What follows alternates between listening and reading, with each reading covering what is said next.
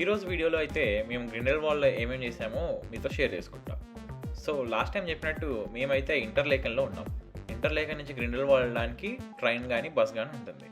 So మా దగ్గర already Swiss pass ఉంది కాబట్టి మేమైతే ట్రైన్ చూస్ చేసుకున్నాం. గ్రిండెల్వాల్డ్‌కి ఎక్కువగా జనాలు వెళ్ళేది మాత్రం మౌంట్ జుంగ్ఫ్రౌ చూడడానికి అనమాట.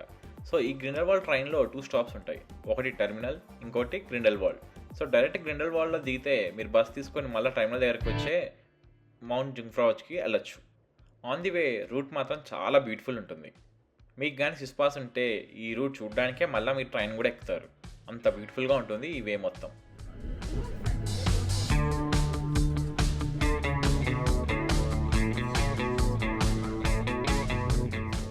మేమైతే ముందుగా మౌంట్ జుంగ్ఫ్రౌచ్కి వెళ్దామని చెప్పి టెర్మినల్ దగ్గర దిగేసాము. ఈ మౌంటైన్ని టాప్ ఆఫ్ ద యూరప్ అని కూడా అంటారు. ఎందుకంటే యూరప్ మొత్తంలో ఇదే హైయెస్ట్ పాయింట్ కాబట్టి. అంత హైయెస్ట్ పాయింట్కి వెళ్ళాలంటే మన జర్నీ మామూలుగా ఉంటే సరిపోదు కదా. సో ఈ జర్నీలో ఫస్ట్ అయితే మేము గ్యాండోలా రైడ్ తీసుకున్నాం. సో ఇది రీసెంట్గా ఐగర్ ఎక్స్ప్రెస్ ట్రేసబుల్ గ్యాండోలా అనేది స్టార్ట్ చేశారనమాట. ఈ గ్యాండోలా రైడ్ మొత్తం 45 మినిట్స్ ఉంటుంది. మనం 45 మినిట్స్ దీంట్లో ట్రావెల్ చేశాక మనం రీచ్ అయ్యే పాయింట్ వచ్చేసి ఐగర్ గ్లేషియర్ అనమాట. అండ్ అక్కడి నుంచి మనం ఇంకా పైకి వెళ్ళాలి. సో ఆ పైకి వెళ్ళడానికి మనం తీసుకోవాల్సింది ట్రైన్. ఈ గ్యాండోలా రైడ్ ఏదైతే మనం ఇప్పుడు చేస్తున్నామో ఇది రీసెంట్గానే స్టార్ట్ చేశారు. ఇది మొత్తం 45 మినిట్స్ ఉంటుందన్నమాట. సో ఈ గ్యాండోలా రైడ్ మాత్రమే కాకుండా ఈ పైకి రీచ్ అవ్వడానికి ఇంకొక రూట్ కూడా ఉంది. ఆ రూట్లో మనం ట్రైన్లో వెళ్తాం అనమాట. సో మేము పైకి వెళ్ళేటప్పుడు అయితే గ్యాండోలా రైడ్ ట్రై చేద్దాం అనుకున్నాము. కిందకి వచ్చేటప్పుడు అయితే ట్రైన్ రూట్ ట్రై చేద్దాం అనుకున్నాం. 45 మినిట్స్ గ్యాండోలా రైడ్లో ఇనీషియల్గా చాలా ఎక్సైటింగ్గా, థ్రిల్లింగ్గా ఉన్న ఫోన్ కొద్ది బోరింగ్ అనిపించింది. ఫైనల్లీ మనమైతే ఐగర్ గ్లేషియర్కి అయితే రీచ్ అయిపోయాం. ఈ ఐగర్ గ్లేషియర్ అనేది కేవలం మధ్యలోనే ఉంటుంది. ఇంకా మనం టాప్కి చాలా రీచ్ అవ్వాలి. సో గ్యాండోలా రైడ్ అనేది ఇక్కడితో ఎండ్ అయిపోతుంది అనమాట. ఇక్కడ నుంచి మనం పైకి వెళ్ళడానికి ఇంకొక ట్రైన్ తీసుకోవాలి. ఈ బిల్డింగ్కి రైట్ సైడ్లో ఉన్న ట్రైన్స్ ఏమో కింద నుంచి వచ్చే ట్రైన్స్ అనమాట. సో గ్యాండోలా రైడ్ తీసుకొని వాళ్ళు ఈ ట్రైన్లో వస్తారు. ఇంకా పైకి వెళ్ళడానికి మనం తీసుకోవాల్సిన ట్రైన్ ఏమో లోపల నుంచి ఉంటుందన్నమాట. ఇక్కడ నుంచి పైకి వెళ్ళడానికి ఉంటుంది. అసలు ఈ ట్రైన్స్ ఇవన్నీ చూస్తుంటే బ్రిటిష్ వాళ్ళు మన ఇండియాకి వచ్చి ట్రైన్స్ మనకి ఇంట్రడ్యూస్ చేసి చాలా మంచి పని చేశారనిపిస్తుంది.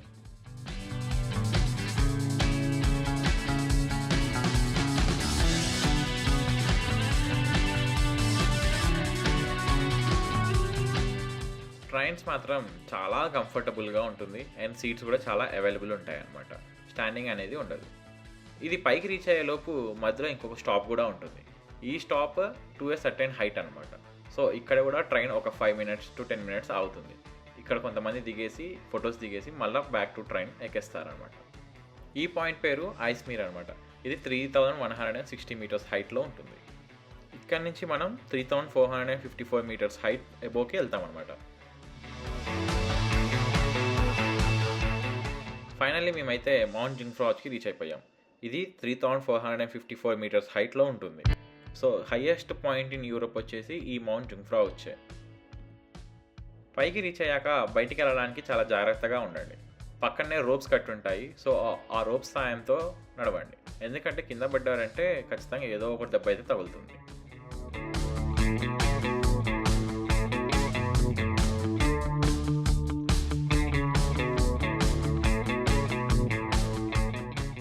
అప్పటిదాకా మేఘాల్లో, మబ్బుల్లో ట్రావెల్ చేసి, అలానే ట్రైన్లో క్లోజ్డ్ కేవ్స్లో ట్రావెల్ చేసి ఇక్కడికి వచ్చాక సడన్గా బయటకు వస్తే చాలా బ్రైట్గా అండ్ బ్యూటిఫుల్గా ఉంటుంది. ఎందుకంటే అప్పటిదాకా మన కళ్ళు చీకటికి అలవాటు అయిపోయాయి కదా. ఇక్కడికి వచ్చేసరికి సడన్గా చాలా బ్రైట్గా మొత్తం వైట్ హిల్స్తో చూడడానికి మాత్రం ఏదో స్వర్గంలో ఉన్నట్టే అనిపించింది. ఇక్కడ బిల్డింగ్స్ కూడా అన్నీ కొండల్లోనే కట్టేశారు. బయట స్నో ఏమీ మనకి తగలకుండా చూస్తే మీకు కనపడుతుంది కదా, ఆ కొండ లోపలనే బిల్డింగ్స్ అన్నీ కట్టేశారు.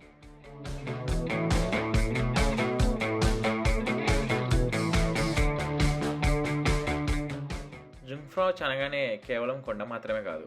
ఇక్కడ కొండ లోపల మనకి చాలా యాక్టివిటీస్ కూడా ఉన్నాయన్నమాట. అందులో వన్ ఆఫ్ ద బెస్ట్ యాక్టివిటీయే ఈ ఐస్ మ్యూజియం. సో మొత్తం ఐస్ ఉంటుంది. దాని మధ్యలో నుంచి మనం నడుచుకుంటూ వెళ్తామన్నమాట. ఈ కనపడేదంతా ఫ్రోజన్ ఐసే. కొంచెం జాగ్రత్తగా నడుస్తూ ముందుకెళ్తే లోపల చాలా స్కల్ప్చర్స్ ఉంటాయన్నమాట. అవన్నీ ఐస్తోనే చేసినవి. చూడడానికి చాలా బ్యూటిఫుల్గా ఉంటుంది.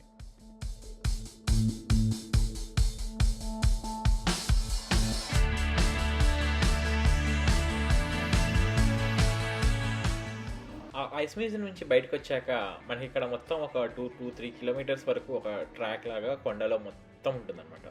సో, ఆ ట్రాక్‌లో మనం నడుచుకుంటూ వెళ్తుంటే చాలా బ్యూటిఫుల్‌గా లైటింగ్స్ కానీ, అలానే ఇక్కడ కొన్ని ప్లేసెస్‌లో స్క్రీన్స్ పెట్టేసి జుంగ్ యొక్క హిస్టరీ కానీ అవన్నీ ఉంటాయన్నమాట. ఈ లైటింగ్స్ మాత్రం చూడడానికి చాలా బ్యూటిఫుల్‌గా ఉంటున్నాయి. అండ్ పిల్లలకి మాత్రం చాలా నచ్చుతుందనమాట. ఇప్పుడు మనకి కనపడుతుంది కదా! ఇది జుంగ్ కొండ మీదకి అసలు ఎలా వస్తారు, ఏంటి అనేది మొత్తం కలిపి ఒక చిన్న డిస్‌ప్లే లాగా పెట్టారు. అసలు ఈ కొండకి జుంగ్ అని పేరు రావడానికి కారణం జుంగ్ అనే పర్సన్ దీన్ని కనిపెట్టాడనమాట. అది కూడా ఆ హిస్టరీ కూడా ఇక్కడే అవైలబుల్‌గా ఉంటుందనమాట. మనం మంచిగా ఇట్లా మధ్యలో ఎస్కలేటర్స్ ఉంటాయి. వాటి మీద వెళ్తూ ఇలాంటి మంచి పెయింటింగ్స్ చూసుకుంటూ వెళ్ళొచ్చనమాట. అసలు బోర్ అనేదే కొట్టదు. ఈ జుంగ్ కొండ ఎప్పుడు కట్టారు, ఎప్పుడు కనిపెట్టారు అండ్ ఎవరు కనిపెట్టారు అవన్నీ హిస్టరీ కూడా మనకి అవైలబుల్‌గా ఉంటుంది. మధ్యలో ఇలాంటి మంచి బొమ్మలు, రియల్ ఫొటోస్, దీన్ని డెవలప్‌మెంట్ చేస్తున్నప్పుడు తీసిన ఫొటోస్, అలానే ఒరిజినల్ కొండలు అవన్నీ కూడా మనకి డిస్‌ప్లేలో ఉంటాయన్నమాట ఇక్కడ. అలా కొంచెం దూరం నడిచాక పైన టెర్రస్ అనేది మనకు ఒకటి ఉంటుందన్నమాట. ఇది మంచి ఫోటో స్పాట్ అనమాట. ఇక్కడ కొంతమంది ఇండియన్స్ అయితే మంచిగా చీరలు కట్టుకొని వచ్చి ఈ చలిలో కూడా ఫొటోస్ దిగుతూ ఎంజాయ్ చేశారు. చూడడానికి మాత్రం చాలా బాగుంటుంది. మేము ఈ ఏరియాకి వచ్చేసరికి స్నో పడడం బాగా స్టార్ట్ అయింది అండ్ బాగా మేఘాలు కూడా అడ్డుగా వస్తుండే అనమాట. సో వ్యూ ఏం లేదని చెప్పి ఇంకోసేపు అక్కడే ఉండేసి ఇంకా మేఘాలన్నీ క్లియర్ అవ్వకపోతే కిందకి రావడం అయితే స్టార్ట్ అయిపోయాం. అంతసేపు బాగా తిరిగాం కదా, అందుకే కిందకి వచ్చేటప్పుడు మొత్తం ట్రైన్లోనే వచ్చాము అనమాట. కాసేపు అలా రిలాక్స్ అయ్యాము. ట్రైన్లో మనకి లింట్ చాక్లెట్ అనేది ఇస్తారనమాట, ఎందుకంటే ఇక్కడ లింట్ చాలా ఫేమస్ కాబట్టి. ఇంకా ఆ రోజు గ్రిండెల్వాల్డ్లో వెదర్ బాగాలేదని చెప్పి ఇంటర్లేకెన్కి బ్యాక్ వచ్చాం. ఈ ఇంటర్లేకెన్కి మన ఇండియన్ టూరిస్ట్ చాలామంది వస్తారనమాట. ఇది ఇంత ఫేమస్ అవ్వడానికి కారణం Bollywood movies which are directed by Yash Chopra. అందుకని ఆయన స్టాట్యూ ఇక్కడ పెట్టారనమాట, యష్ చోప్రా స్టాట్యూ. ఇది చూడడానికి కూడా చాలామంది వస్తారు. ఇంకా ఈరోజు ఇంటర్లేకెన్ హోటల్లోనే స్టే చేసేసి నెక్స్ట్ రోజు మార్నింగ్ మళ్ళీ గ్రిండెల్వాల్డ్కి వెళ్ళాము. ఈరోజు కూడా వెదర్ అంత సూపర్గా ఏం లేదు, మొత్తం రెయినీ అండ్ క్లౌడీగా ఉందన్నమాట.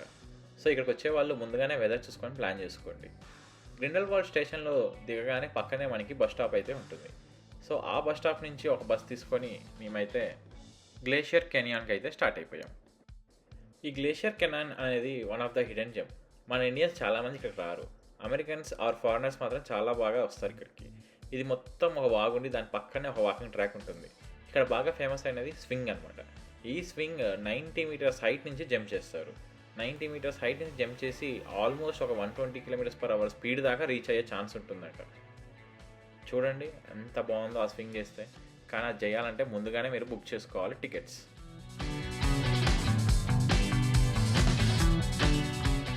మేము వర్షం ఉంది, ఇది చూడడానికి ఎలా ఉంటుందో అని భయపడుకుంటూ వచ్చాం, కానీ వర్షం వల్ల మాకు ఇది చాలా బ్యూటిఫుల్గా కనిపించింది. వర్షం పడుతుంటే పైన కొండల మించి వాటర్ అలా పడుతూ మధ్యలో ఆ లైట్స్ ఆర్ రేస్ వల్ల మాకు రెయిన్బో కనపడుతూ ఆ వాటర్ మీద చూడడానికి మాత్రం చాలా బ్యూటిఫుల్గా ఉంది. మేమైతే సూపర్గా ఎంజాయ్ చేసాం ఈ ప్లేస్. వర్షం పడడం వల్ల ఇంకా ఎక్స్ట్రాగా ఎంజాయ్ చేసాం. ఎవరైనా వెళ్తే మాత్రం దీనికి వెళ్ళండి తప్పకుండా.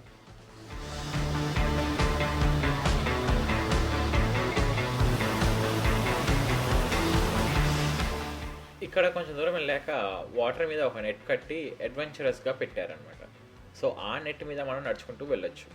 కిందకి చూస్తే మాత్రం చాలా భయం వేస్తుంది.